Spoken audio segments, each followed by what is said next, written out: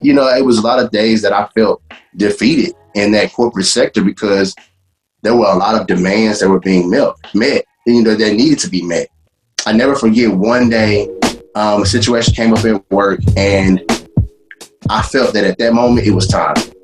I just had to just kind of like slide that when you slide that letter in, you just let it go. It's like a weight lifted off. It's like, okay, this is really real. Like, no longer will I be working for a corporation that has their own, routines and procedures and things like that. It's going to be all me.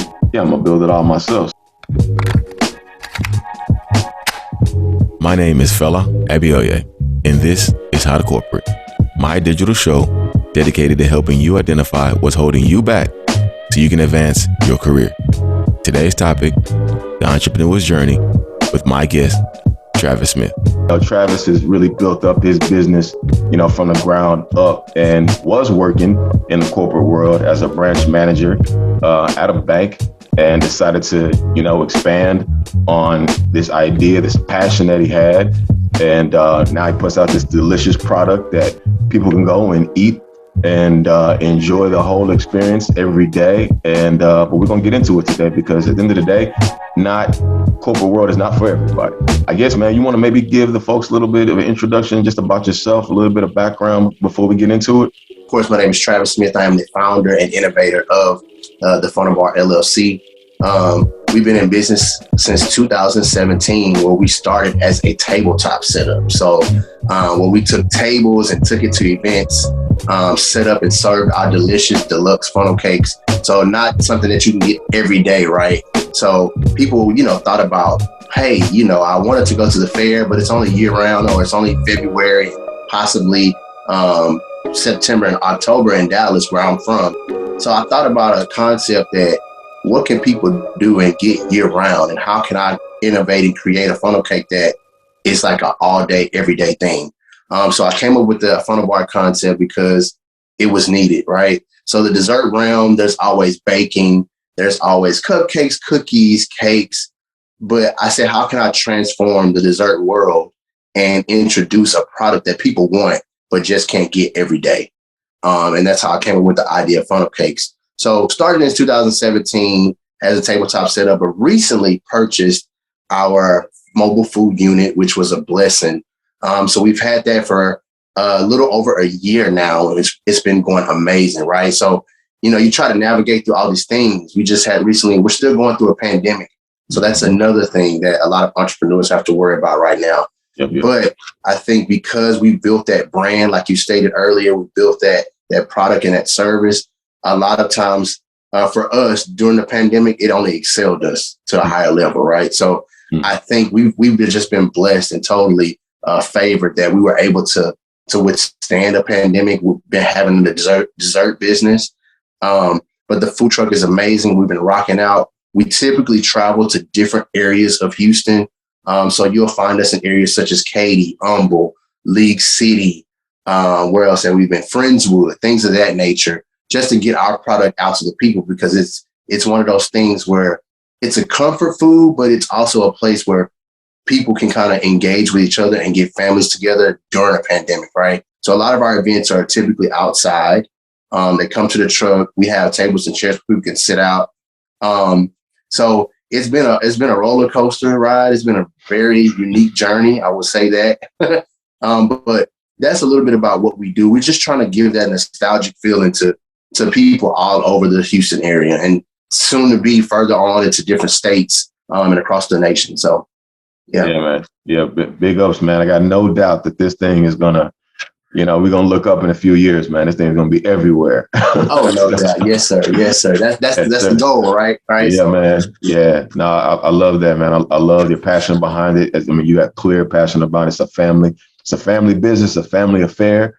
Yes. And it truly is an experience. And that's when you think about the best and the greatest companies out there, right? It's always about the experience. It's not just about the product itself. Exactly. Somebody's always trying to sell you something, right? But it's about an experience. And I love how you were able to just really kind of cultivate and tailor that whole experience into something special that really can't be replicated. So I love that, man. How did you go from, a very quote unquote corporate job, working in a bank, now all of a sudden, now you're just doing your own thing as an entrepreneur. How did you make that transition? Ooh, man, that's a story in itself. But I think that a lot of times we as people, we have these ideas, right? I've always wanted to own something. I just didn't know at the time, back in the day, what it was. I knew I liked sweets. I knew I called myself a dessert connoisseur. But I think just seeing different things and maneuvering around different people, it allowed me to kind of get tunnel vision as far as like what I wanted to do.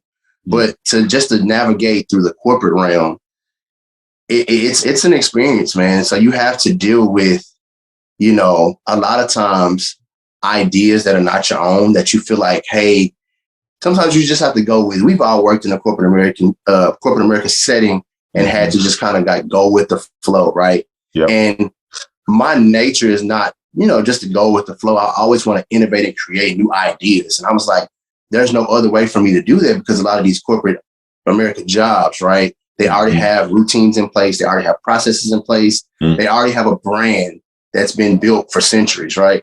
Yep. So my thing was to how could I break myself away from that and do something else? It's not easy. You have to think about a lot of things. Like, okay, if I leave, what's going to happen to my family? Exactly. Is my income going to drop? Am I going to have benefits? A lot of people don't know how to take the mindset of being in a job that you've been working for years. And now I'm my own business owner. I have nothing to do. What are my routines going to be? What am I going to do in the morning when I get up? Like, do I start my day with, coffee, or do I go straight into an hour drive to work? So you kind of get fearful of those type of things, fella. So it's just one of those, like, I don't know what to do now that I'm an entrepreneur. And a lot of people have that fear of kind of, okay, the unknown, right? Yep. But I think the banking industry also, it introduced those practices of leadership for me, because it's not easy running a business, let alone family owned, right? Yeah, for sure. So I struggle with that daily, and I could be transparent with you. And for sure, a family owned business is the toughest. You can't just talk to these folks, try to quote unquote take your work hat off, because at the end of the day, right, it's family. So there's that dynamic that you're always trying to balance, right? Of, well, look, I'm a business owner, I'm a leader in my organization, but maybe it's a cousin or a husband or a wife, and it's just like, whatever. Like, well, come on now, you got to take me seriously, right? I mean, there's probably an element of that, I would imagine. Right. And to your point, I mean, even in corporate America, you have to separate, okay, how do I treat my team a certain way, but they also know that I'm in business. Exactly. So I those are some of my challenges. Not having people take me as it's just Travis. He's a nice guy, right? It's, hey, no, I'm Travis. I'm the branch manager, or I'm Travis. I'm the entrepreneur, or I'm the CEO. And this is how things need to be run in a business setting, where we can also keep it fun, keep it quirky, keep it all those things, right? But when it's time to get work done, we have to make sure we execute 100%. So let me ask you this, man. I mean, so like you said, right, this was an idea you had. You had a lot of passion around it, but you didn't just jump off the boat. You didn't just say, all right, I'm going to quit my job. I'm going to quit this whole thing tomorrow and then start this business. I think you were doing it simultaneously, which I think a lot of, entrepreneurs do, right? A lot of people start off that way, where they're still working maybe their full-time job while also still pursuing their passion, trying to create something, out of nothing, right? Like, how challenging was that for you to do both? It was very challenging. So my branch that I managed, right, was an hour out every day, an hour in, an hour back. So typically how I started it, I would do things on the weekends. So I had my 60 hours during the week, managing my team of 10, or I think it was 8 at the time, and just making sure that everything was right with the branch, making sure I was there from sunup to sundown. The policies were followed, the operations were intact. But it became rough, right? So, I mean, I only was able to introduce my brand to the world on a Friday night or Saturday or Sunday. But then again, Sunday, you turn around and have to do everything all over again. So I did that for a total of 3 years. And I was just like, you know what? Like, man, like, I think it's the time. But I think along the way, I start to realize things in the corporate setting that I didn't quite necessarily agree with. Yep. So over time, I was just like, man, things were happening. You know, I'm very spiritual. So sometimes I think that God will place things in our path for a reason. Right. And certain situations came about where it was like, hey, Travis, I think it's time. Again, I can't just make that leap, right? Yeah. I have a wife. I have at this point, I have a 1-year-old. So I'm like, man, if I decided to leave today, what does that look like, right? A lot of people would talk about it, but sometimes for me, myself, I had to write it down.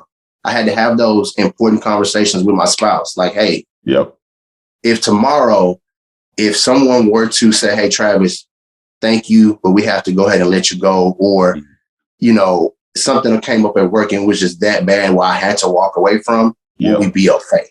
You know, and it took a lot. It took a lot of prayers. It took a lot of conversations like, hey, babe, I don't think today I can do it. You know, it was a lot of days that I felt defeated in that corporate sector because there were a lot of demands that were being met, you know, that needed to be met. And, you know, that's typically how it works, you know, in the manager role. But I think after a while, you start to get like, okay, let me try to put my stamp on the world this way and see, you know, for me, when your spouse says, hey, babe, you've been working really hard, I think you should try it. We're going to be okay. At that point, it's a whole new level of confidence. Right. It's like, okay, well, you know, we're not going to have to worry about, okay, is the car note going to get paid this month? Is the mortgage going to get paid? My spouse and my partner is saying, don't worry about it. We're going to be okay. Regardless of what you think is going to happen, we're going to be fine. I prayed about it more. I was like, well, I still don't know. Like, we're not going to have insurance. Like, we got a 1-year-old. He might, you know, have something going on. I thought about all those things as a parent, right? Some things that a person who's single may not necessarily have to deal with. But I never forget one day, a situation came up at work and I felt that at that moment it was time. Like I said, hey, my wife's name is Simone. I said, hey, Simone, I don't think this is for me anymore. I think I've tried it. I did the best that I could at it. It may not be for me. She said, hey, man, well, you know what you got to do.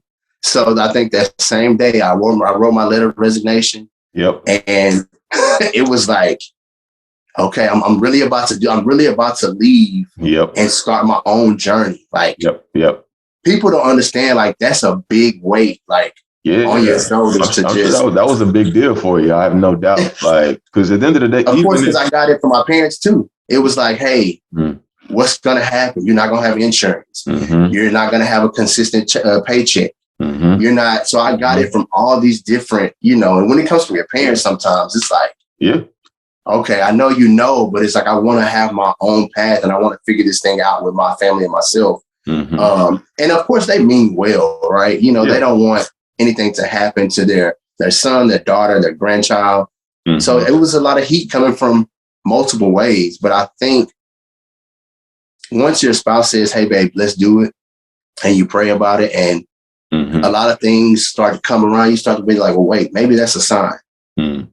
I just had to just kind of like slide that when you slide that letter in there, you just let it go. It's like a weight lifted off. It's like, okay, this is really real. Like, no longer will I be working for a corporation that has their own, you know, routines and procedures and things like that. It's going to be all me. I'm gonna build it all myself. So no, man, I think that's a big deal, honestly, that you've touched on, because, you know, when people, especially in today's world, you think about entrepreneurship, you know, which I think, you know, America's always thrived off of that. But the idea of you leaving, you know, a job, right, and going out on your own when you know you got commitments, right?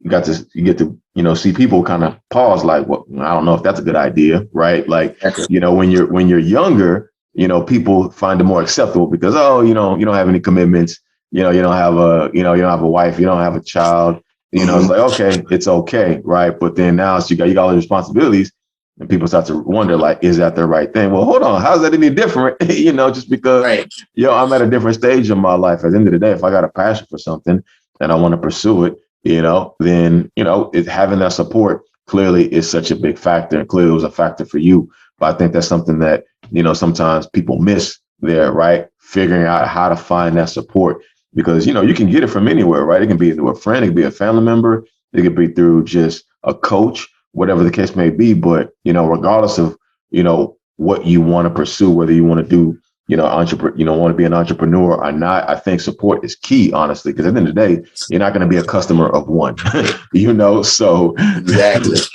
you got to have that support, man. So you talked a little bit about it, right? Just some of the different factors, that kind of went into you, making that decision.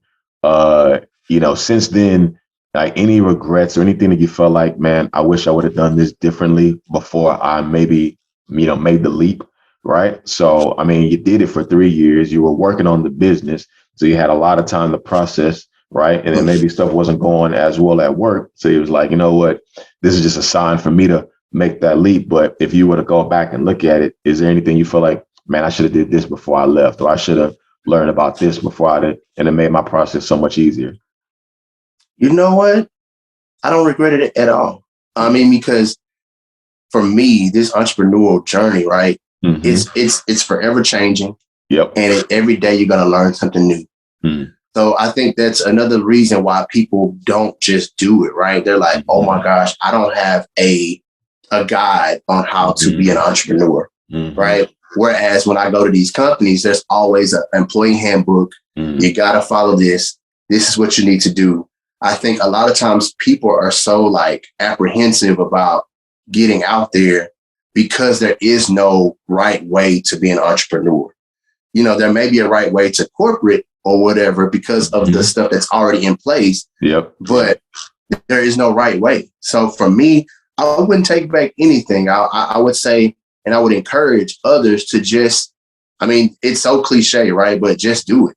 A lot of times we're always like, I got to have X amount of this before I just leave my job, or I need to have a certain dollar amount in my savings account, or I need to make sure my family is good before I leave my job, or whatever the case may be, right? But I think that question that you asked is very pertinent to the person who is aspiring to do what I'm doing, because there is no right or wrong way to step out.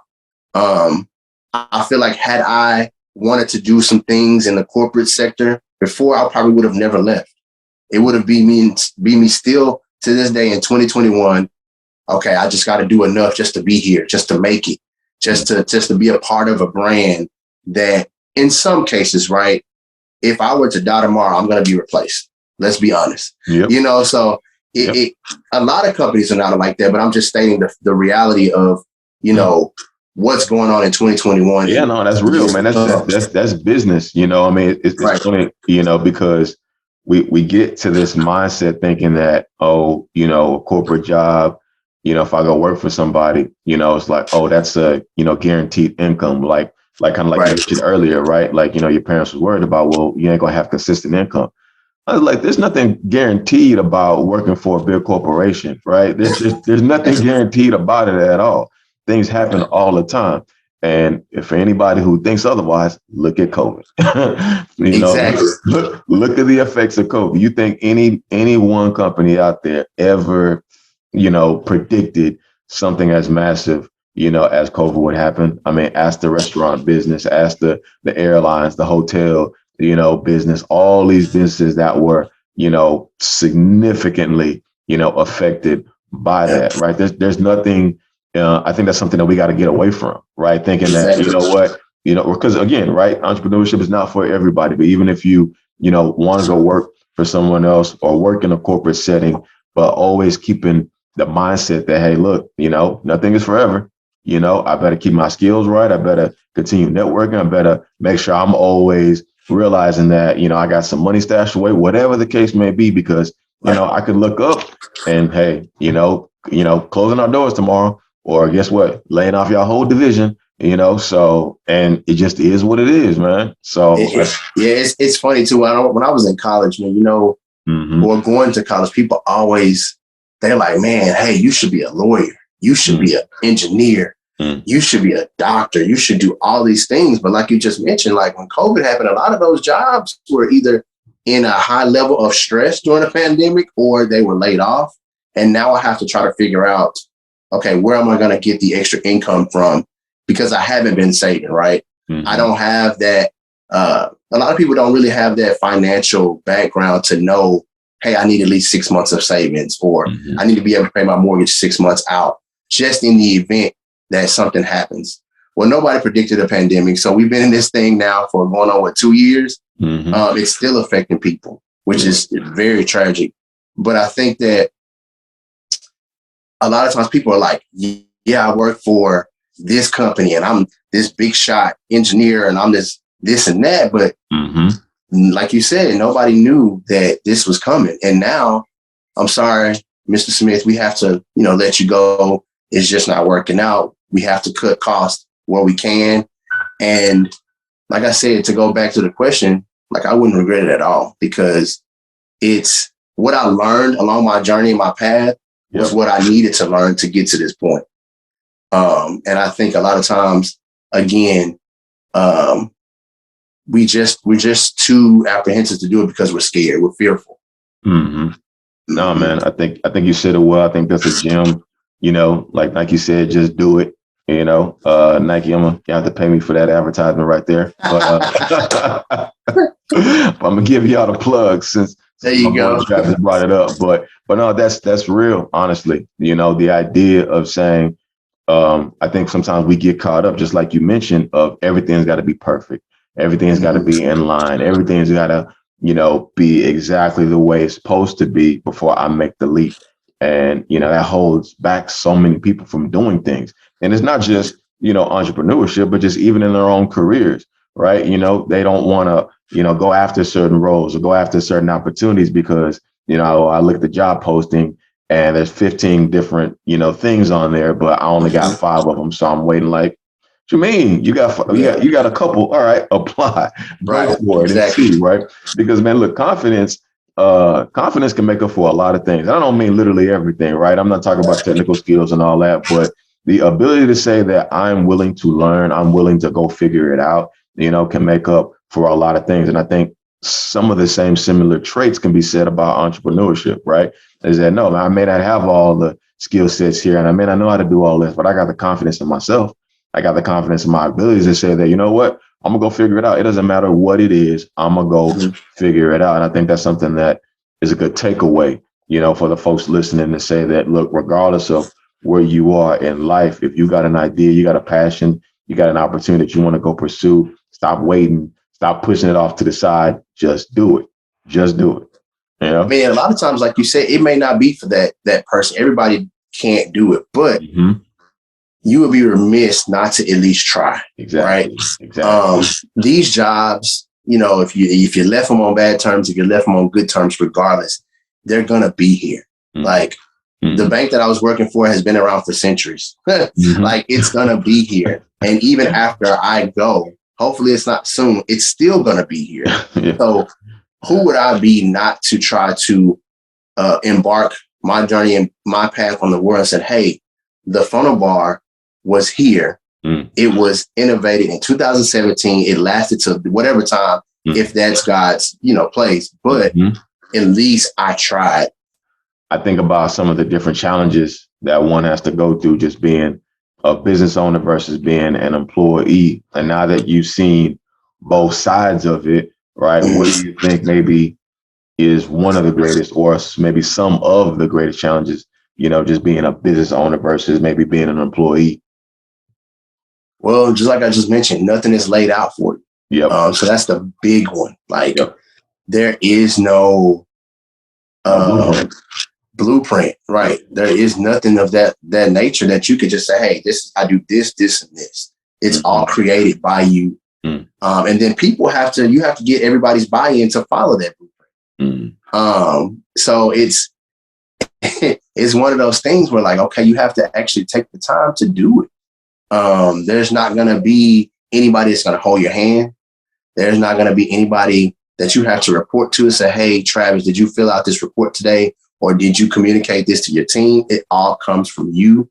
And you have to have the ability to stay consistent, to be persistent as well, and communicate everything that you need to be done to your team. And they have to be able to effectively, execute whatever you ask them to do. And in the event that they don't, it's your job as a leader to educate and show coach how to do that.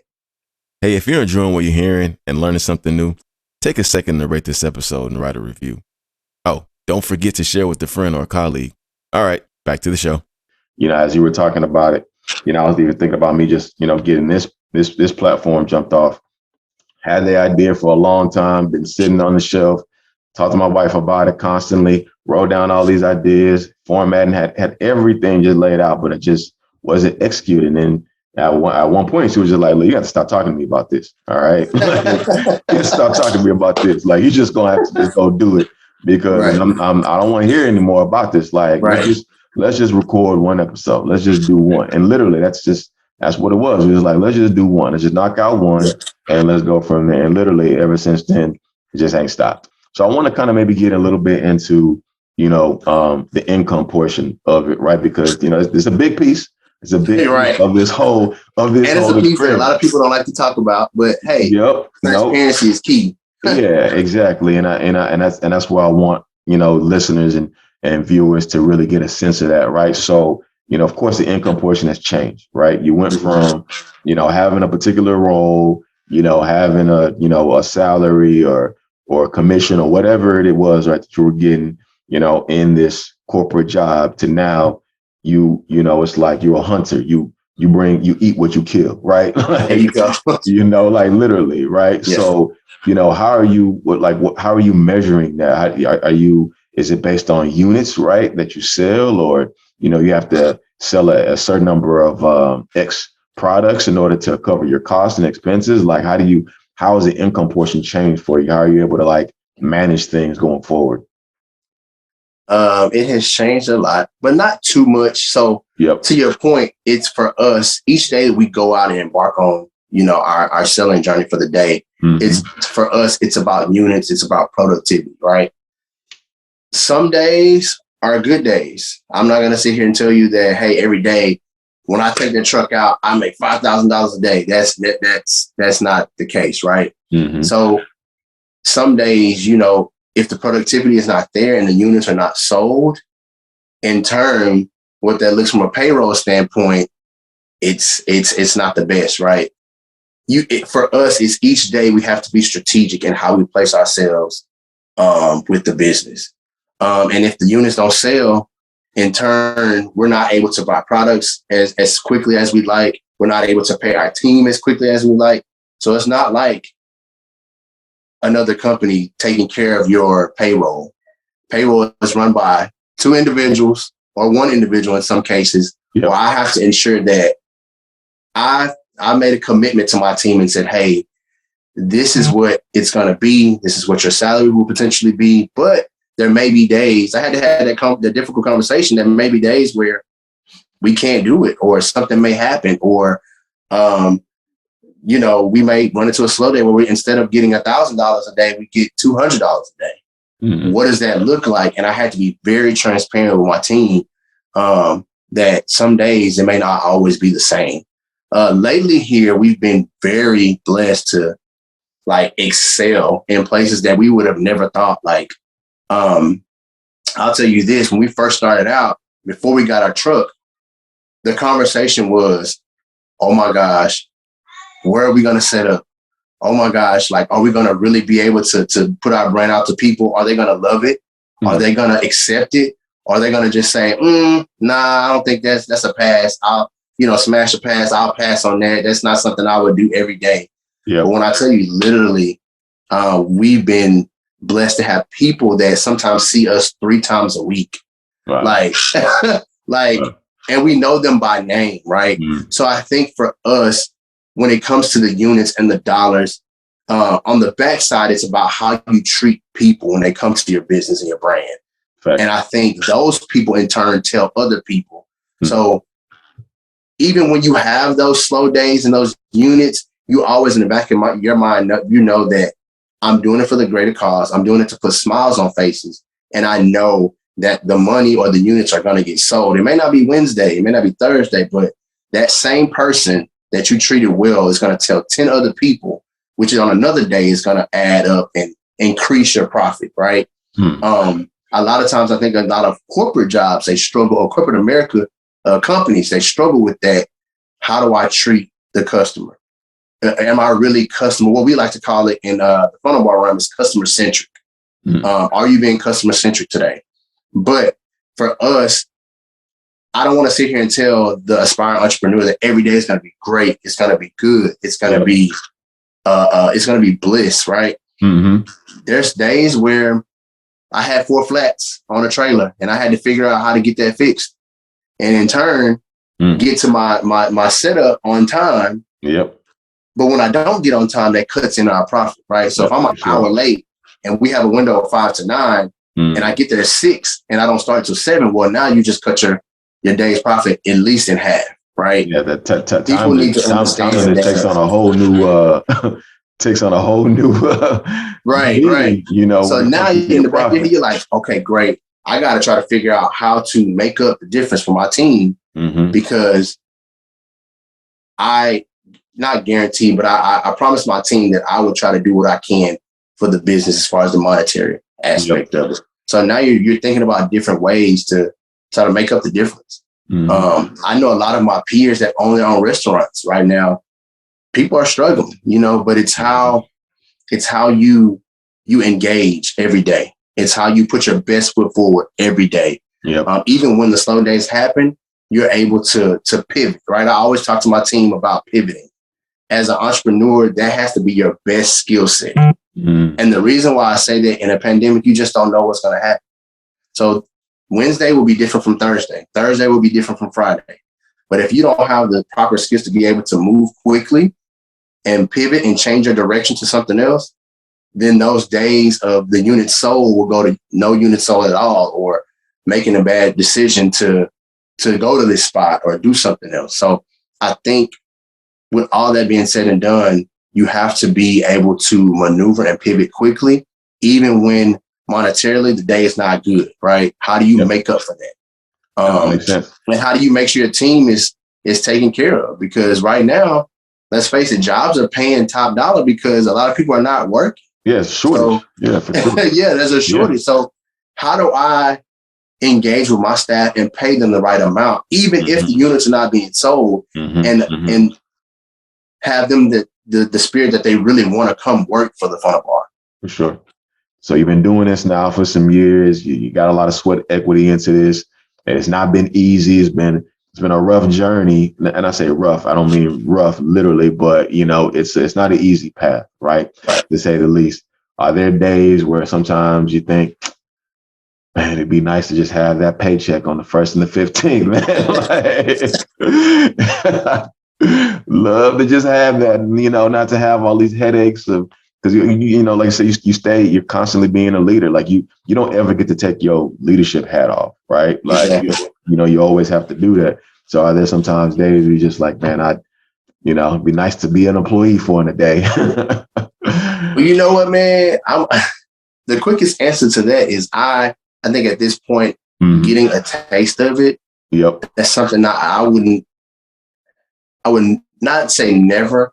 I really wouldn't like to go back to that right now. Yeah, I get it. 100%. Because I've always been the person that's like, man, I have these great ideas, but I've never been able to implement them because there's always somebody else on top that's like, nah, that's not going to work. Or I think for me, the freedom to be able to create is better than even worried about a paycheck or, you know, hey, I got this amount of money coming in on the 1st and the 15th. Because again, when you have that support system and you're able to freely innovate, create, and lead, then it just makes all for the better, man. It's not like, it's awesome.